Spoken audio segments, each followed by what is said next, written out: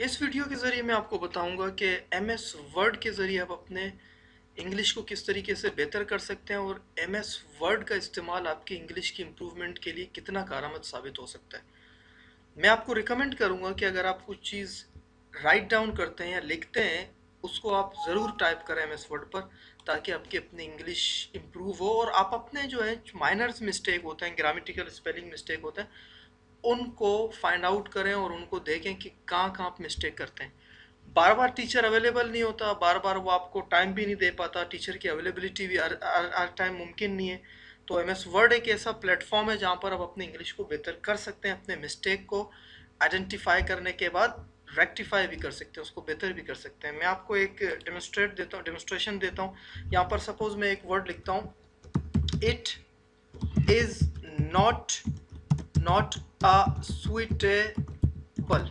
यहाँ पर मैं इंटर मारता हूँ तो यहाँ पे देखें कि सुइटेबल के नीचे रेड अंडरलाइन किया हुआ है, मतलब स्पेलिंग मिस्टेक है, और इट के नीचे ग्रीन अंडरलाइन किया हुआ है, इसका मतलब ग्रामेटिकल मिस्टेक है। जो ग्रीन अंडरलाइन होता है वर्ड के नीचे, मतलब आपने ग्रामर की गलती की है, और जब रेड अंडरलाइन हो तो वर्ड के नीचे तो समझ जाएं कि आपने स्पेलिंग मिस्टेक की है।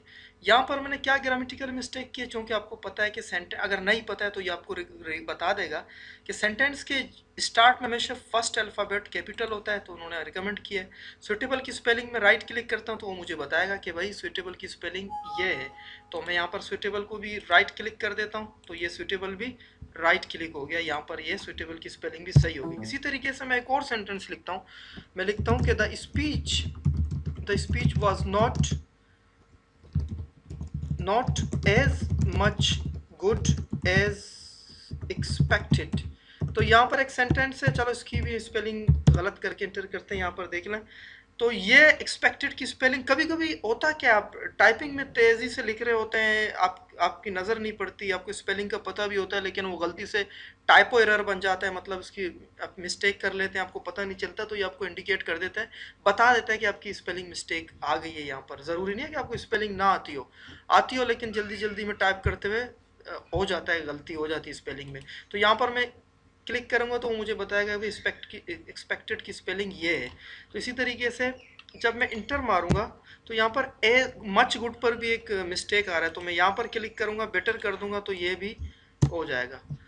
कितना कारआमद है ये, बहुत ज़्यादा कारआमद है। आप इसको यूज़ करें, छोटे छोटे जो कॉमन मिस्टेक हैं उसको फाइंड करते हैं। सपोज़ यहाँ पे मैं फुल स्टॉप नहीं लगाता हूँ, मैं इंटर मार देता हूँ, इसका भी देखें। बाद में आपको जब आप पूरा कंपाइल करेंगे, जब चीज़ों को देखेंगे तो आपको पता चलेगा कि इस पर भी आपको वो बताएगा कि आपने मिस्टेक किया। अब आते हैं यहाँ पर ऑन द इंसर्ट टेप पर, अब आते हैं ये एक ये मैंने पैराग्राफ लिया ताकि आपका वक्त बचे, और इसको चेक करते हैं। इसको चेक करते हैं कि इसमें क्या चीज़ें जो हम बेहतर कर सकते हैं। पैराग्राफ है, इसमें कोई ग्रामेटिकल मिस्टेक नहीं है, टोटल ए टू जी बिल्कुल सही है, लेकिन एक जो चीज़ है यहाँ पे मिसिंग है, वो ये है कि आप जब भी कुछ लिख रहे होते हैं और वो लिखते हुए आपको इस चीज़ का ख्याल करना होता है, जब आप साउंड इंग्लिश लिख रहे होते हैं, जब आप चाहते हैं कि आपकी इंग्लिश जो है वो बेहतर हो, वो इम्प्रेसिव हो, दूसरे को अट्रैक्ट करे, तो आपको रिपीटिशन ऑफ वर्ड जो है उससे इज्तनाब करना पड़ता है, वो अवॉइड करना पड़ता है आपको।